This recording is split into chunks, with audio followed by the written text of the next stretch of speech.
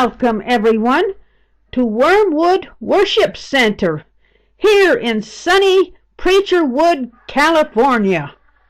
Christians around the world have been blessed by the ministry of Pastor Wilma Wormwood, who teaches you how to turn your tears into treasures. Born in Wormstadt, Germany, Pastor Wilma graduated with highest honors from Wunderwurst Seminary in Frankfurt, Germany, earning an honorary doctorate degree in divergent doctrinal dissertation. Enduring your everyday existence teaches you how to surrender your negative responses to God and just go with the flow instead of wasting your life waging war against your fears and frustrations. After all, as Pastor Wilma herself says, this present earthly existence is a Titanic sinking into the deep abyss, and until you turn that abyss into a blessing, you will never learn to make lemonade out of the sour lemons everyday life throws at you. And now we will join Pastor Wilma Wormwood's Sermon in Progress, the most important verse in all the Bible. Excuse me, as I was about to tell you, the shortest verse in all of the Bible is also the most important.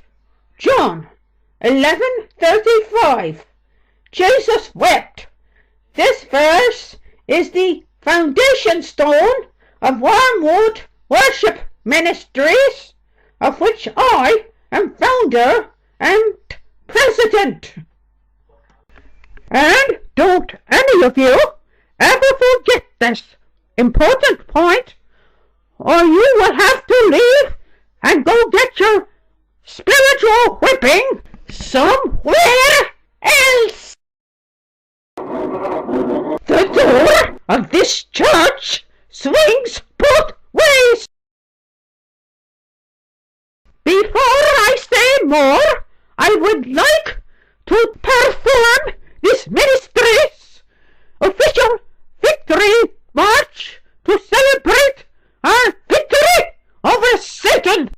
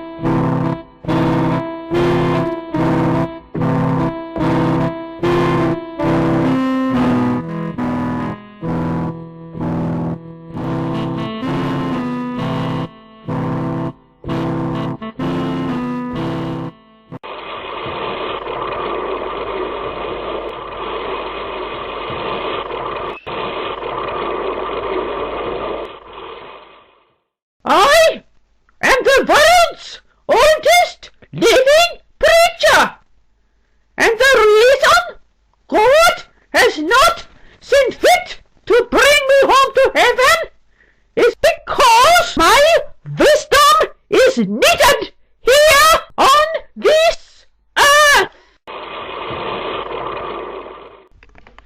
Crying is good for you. Crying shows you are still alive. Crying shows somebody up there is punishing you to teach you a lesson, to toughen you up. And why do you suffer? The same reason a horse gets a sore mouth when he jerks his head in rebellion against the rider. and bites down on the bit. Next time you do something stupid and get egg all over your face, don't blame God. He turns us loose like a bunch of crazy monkeys to make our own dumb decisions. And most of the time, people do not listen to God when He tries to keep them out of trouble. So they reap a dunghill of bad consequences. They pay the price for their stupidity and for their rebellion against authority. You are incapable of following God's orders for even 5 minutes. You are cuckoo brains. Cuckoo. Cuckoo. So next time you make a dog's dinner out of your life, say, I deserve to cry because all I am is a clumsy dummkopf, as they say in German.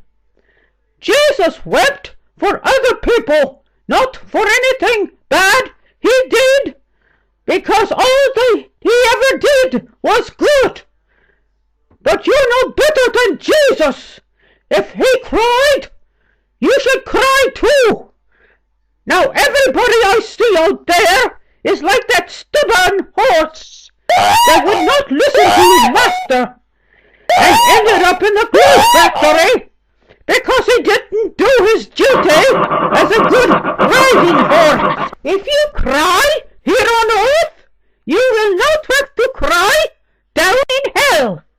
And most of the things you moan and groan about are ridiculous.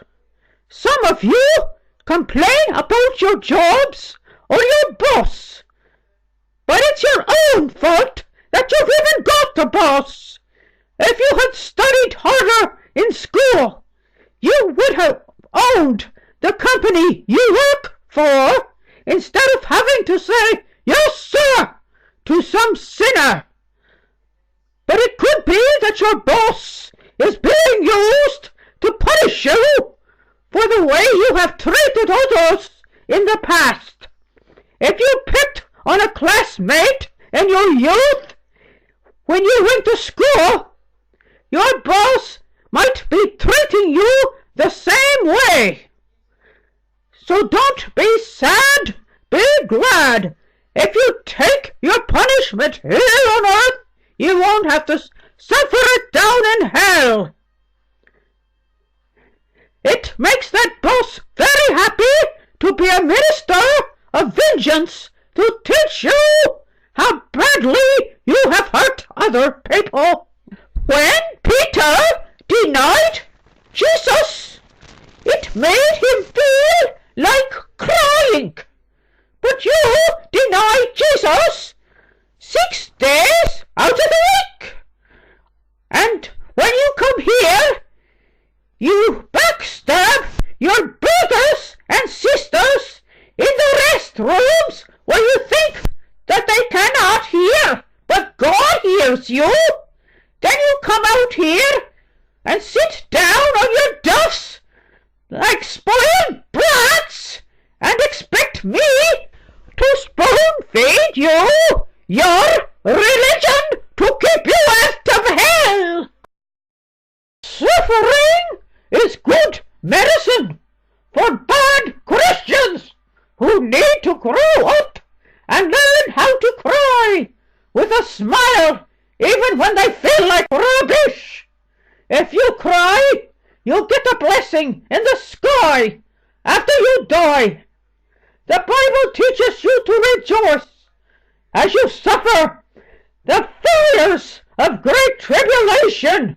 So next time you hit your thumb with a hammer, shout hallelujah all the way to the emergency room, because you are giving some doctor or nurse the opportunity to be a blessing and earn an honest living instead of begging in the streets. Speaking of begging, at this present time, we are updating our policy on food distribution from the church pantry. Unless you have been unemployed for 12 consecutive months and you can present valid documented proof that you have been actively searching for work, you no longer qualify to receive any charity from this church.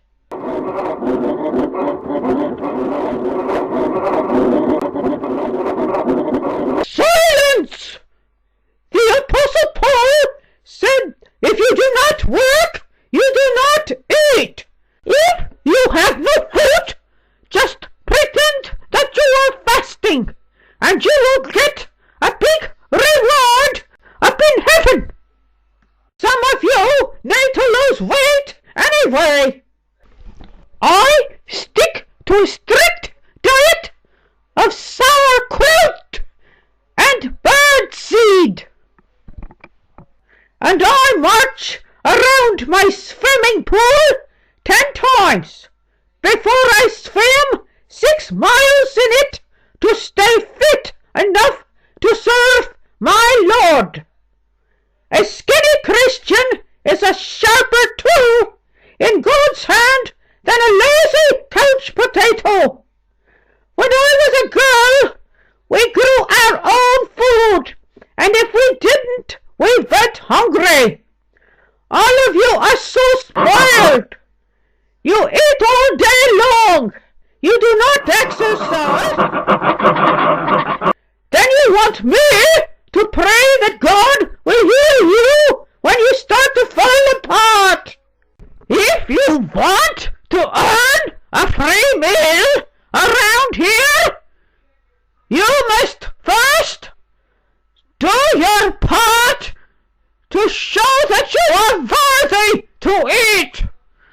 There is trash to be picked up in the parking lot.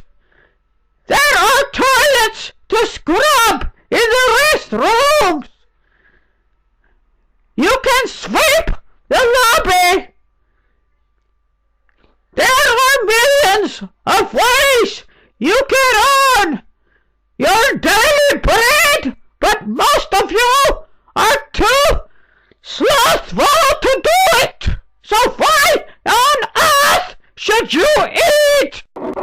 You need a strict drill sergeant to make you march all day long till you get the blubber off your flappy bodies. Somebody who yells "Snail!" while you run up and down a high hill.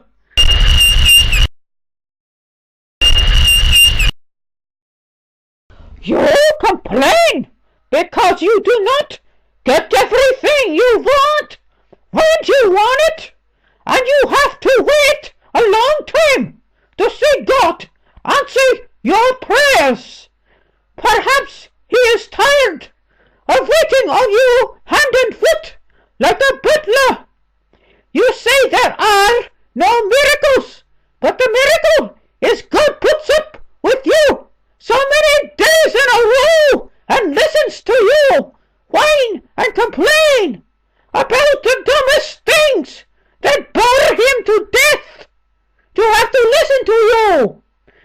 So what if your dog throws up on your new rug?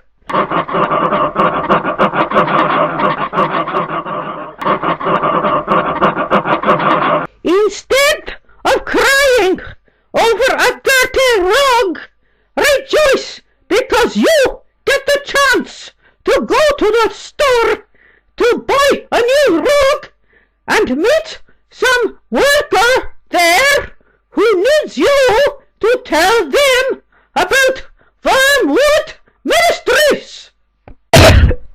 Perhaps each one of you should check your giving records. I certainly have.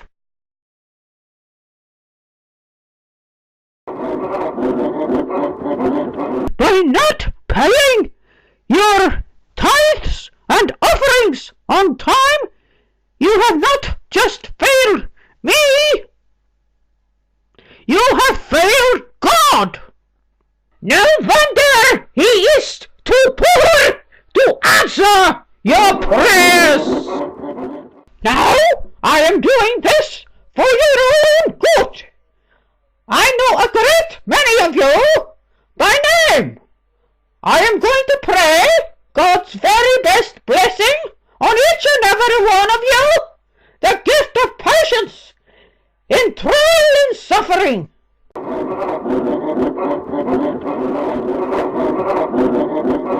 I will pray for God to punish each and every one of you till you are broken into 1,000 tiny pieces. This free gift from heaven will cost you everything. Your tranquility, your peace of mind, perhaps even your health. But it will be worth it all someday. When you are